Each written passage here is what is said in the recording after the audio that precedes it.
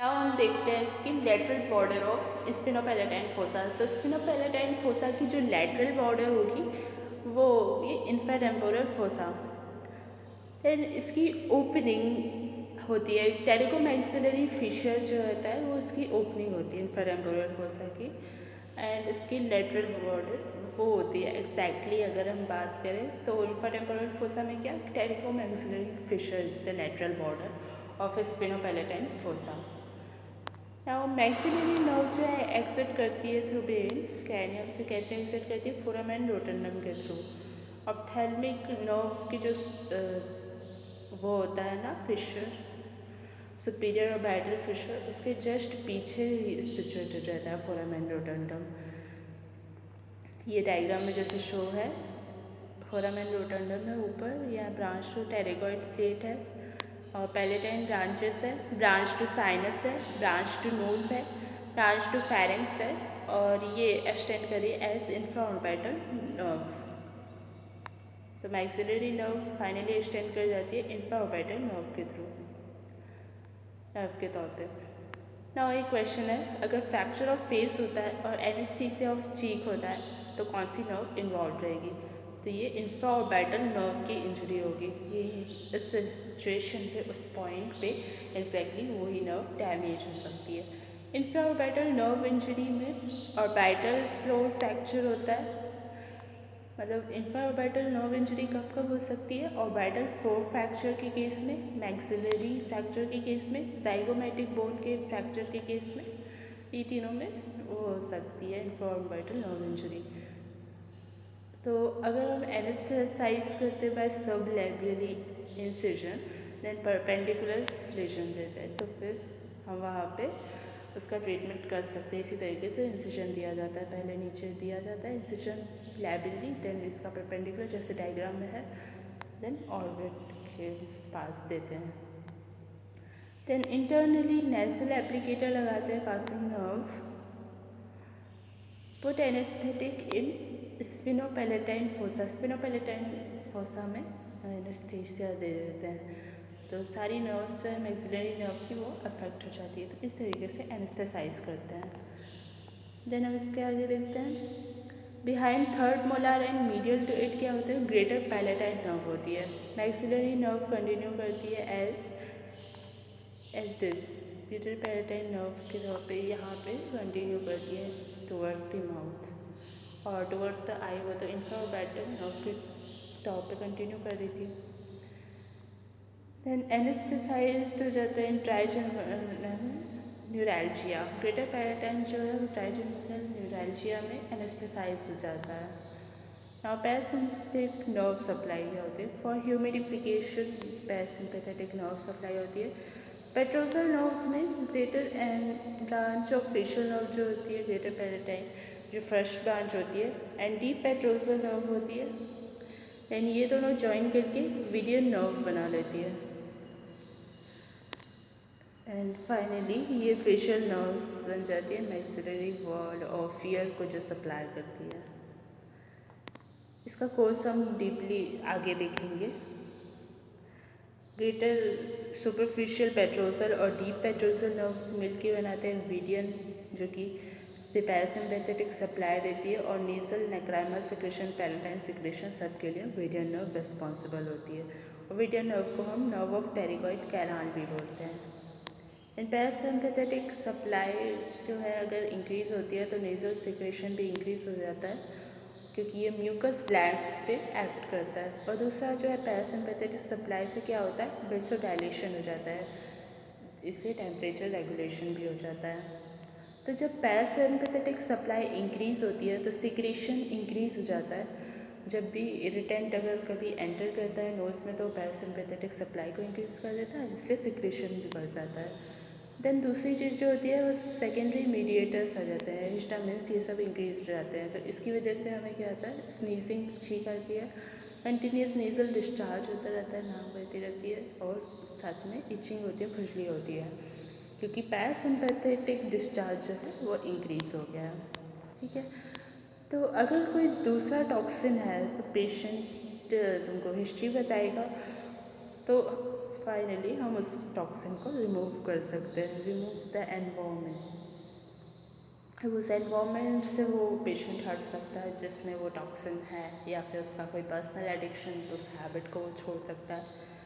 Then allergy के लिए इसको भी हम हिस्ट्री से ही फाइंड आउट करेंगे। History is the very important thing in medical, तो हमें सब कुछ हिस्ट्री से फाइंड करना है ये सब।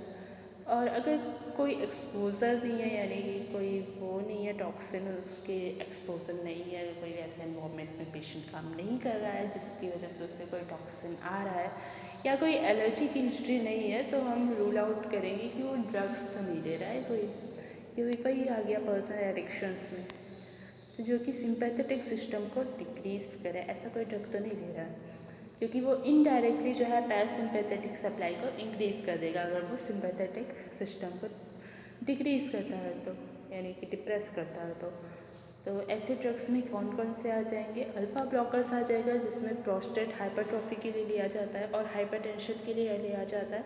और दूसरा ईस्ट्रोजन आ जाएगा, वो प्रेगनेंसी में लिया जाता है। और अगर कोई भी कॉज डिटेक्ट नहीं हुआ है तो वैसोमोटर या इडियोपैथिक राइनाइटिस होता है, ऐसा हम कहते हैं, क्योंकि ऑटोनोमिक नर्व सिस्टम इन्वॉल्व रहता है। ना विलियन न्यूरेक्टमी जो है वो किस लिए करते हैं? वैसोमोटर राइनाइटिस के मैनेजमेंट के लिए करते हैं। विलियनेक्टमी जो है लैक्राइमल और पैराटाइल सिक्रेशन भी क्योंकि इन्वॉल्व रहते हैं इसीलिए किए जाते हैं। तो सारे केसेस में लेकिन ये बेस्ट नहीं रहती, क्योंकि लैक्राइमल और पैराटाइल सिक्रेशन भी इन्वॉल्व रहते हैं। एलर्जी में हम एलर्जन को अवॉइड कर सकते हैं, तो हम दूसरे ट्रीटमेंट्स के बारे में इसलिए बात कर रहे हैं क्योंकि विलियनेक्टमी तो सारे केसेस में हम करेंगे नहीं, तो हम क्या क्या दूसरे ऑप्शंस अपना सकते हैं। एलर्जी में डेफिनेटली एलर्जन को अवॉइड कर सकते हैं। एलर्जी मीडिएटेड रहती है टाइप 1 से, तो हम टेस्ट इंक्रीज़ कर देते हैं। अगर IgE ईओसिनोफिलिया अगर टेस्ट हम करते हैं तो IgE और ईओसिनोफिलिया जो है वो एंटी टेस्ट में ये सब टेस्ट में अगर ये बढ़ा हुआ मिलता है टाइप 1 रिएक्शन, तो हम IgE ईओसिनोफिलिया IgE में वो मिलता है, इंक्रीज मिलता है, और साथ में ईओसिनोफिलिया भी मिलता है अगर एलर्जी हुआ रहता है किसी को तो इस केस में हम एंटी एलर्जिस्ट देते हैं जब एलर्जन की पता नहीं होता है हमें तब। ना पैरासिम्पैथेटिक सप्लाई ऑफ नोज देखते हैं। Greater petrosal plus deep petrosal जो है वीडियन नर्व देता है, और इसका हम डीपली देखते हैं कि पैरासिम्पैथेटिक नर्व सप्लाई होता कैसे है एग्जैक्टली।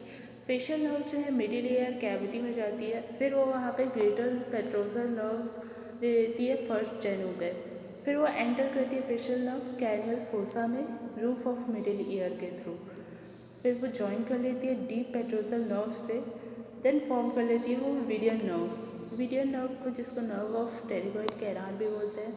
देन वीडियन नर्व पास होती है फोरामेन के through at roof of pterygoid plate and pterygoid canal के रूफ से, टेरिगॉइड प्लेट और कैनाल के रूफ से पास हुई, फिर वो एंटर कर ली स्पिनोपैलेटाइन फोसा में।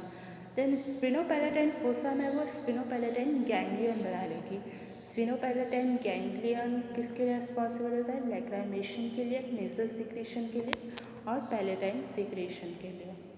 इसका फंक्शन क्या होता है कि वो सिक्रेशंस को इंक्रीज करता है म्यूकोसल सेल्स पे एक्ट करके, और वैसोडाइलेशन करता है जो कि टेम्परेचर रेगुलेशन के लिए इम्पॉर्टेंट है ना। मेडिकल मैनेजमेंट कैसे करते हैं? डीकंजेस्टेंस या फिर स्टेरॉइड्स के साथ करते हैं, और इसमें टेम्परेचर जो है नेजल एरिया का उसको रेगुलेट करने के लिए किया जाता है ये। अगर बेनिफिट नहीं होता तो फिर वेरिएंट न्यूरोरेक्टमी करते हैं हम ना। एलर्जिक राइनाइटिस जो एलर्जन के कारण होता है, और वैसोमोटर राइनाइटिस जो कि इडियोपैथिक होता है, यानी कि उसका कॉज नोन नहीं होता है, उसके बीच में डिफरेंस क्या है ये हम देखते हैं।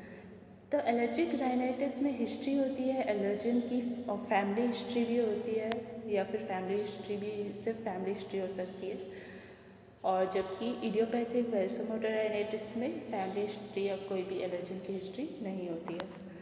दूसरी चीज़ सिम्टम्स में आती है। अगर एलर्जिक राइनाइटिस है तो सेंसरी सिम्टम्स में इचिंग होगी, खुजली होगी और छींक आएगी, और पैरासिम्पैथेटिक में नेजल डिस्चार्ज इंक्रीज हो जाएगा। और जबकि वैसोमोटर या इडियोपैथिक राइनाइटिस में सिम्टम्स प्रेजेंट हो भी सकता है, नहीं भी हो सकता है। देन टेस्ट अगर हम करते हैं तीसरा, तो IgE में लास्ट अगर टेस्ट करता है रेडियो एलर्जोसॉर्बेंट टेस्ट, तो वो IgE रेस्ड बताता है। और दूसरा टेस्ट एब्सोल्यूट ईओसिनोफिल काउंट अगर हम करते हैं तो उसमें भी ईओसिनोफिलिया हमें मिलता है, ईओसिनोफिल काउंट बढ़ा हुआ मिलता है। जबकि वैसोमोटर राइनाइटिस इडियोपैथिक में ऐसा कुछ भी नहीं होता है, ये टेस्ट में सब नॉर्मल आता है। देन चौथा, नेज़ल म्यूकोसा में लीकेज होता है ब्लड वेजल्स का, और इसलिए पॉगी पेल म्यूकोसा मिलता है।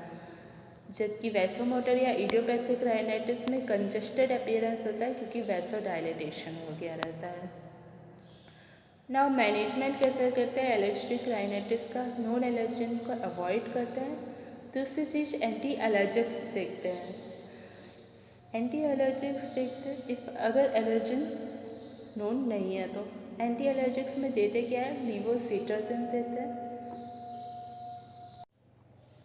देन मॉन्टिल्यूकास्ट और ल्यूकोट्राइन्स ये सब भी देते हैं। एम जो है फॉर मॉन्टिल्यूकास्ट ये सब के लिए यूज़ होता है। जब नेम ऑफ ड्रग के साथ एम लिखा जाए तो वो किसके लिए होता है, किसको रिप्रेजेंट करता है? मॉन्टिल्यूकास्ट को। देन स्टेरॉयड नेजल स्प्रे भी देते हैं और डीकंजेस्टेंट्स भी देते हैं और ट्रिपिन देते हैं ह्यूमिडिटी कोल्ड के लिए। देन वैसोमोटर या इडियोपैथिक राइनाइटिस में डीकंजेस्टेंट्स देते हैं, स्टेरॉयड नेजल स्प्रे देते हैं। देन अगर फिर भी नहीं होता तो वीडियोनरेक्टमी देते हैं, करते हैं आई मीन। देन राइनाइटिस मेडिकामेंटोसा क्या होता है? इसका कॉज ये है कि इसमें नेज़ल डीकंजेस्टेंट्स को पेशेंट ज़्यादा यूज़ करता है, तो उसकी वजह से ये होता है राइनाइटिस मेडिकामेंटोसा। तो अगर नेज़ल डीकंजेस्टेंट्स को ज़्यादा यूज़ किया जाए तो वैसोकॉन्स्ट्रिक्शन ज़्यादा हो जाता है, जिसकी वजह से उस एरिया में ब्लड सप्लाई कम हो जाती है और इसलिए टॉक्सिन्स वहाँ पे कलेक्ट हो जाते हैं उस एरिया में, और जिसकी वजह से टॉक्सिन्स अगर कलेक्ट हो गए तो सीवियर वैसोडाइलेटेशन होता है रिबाउंडली।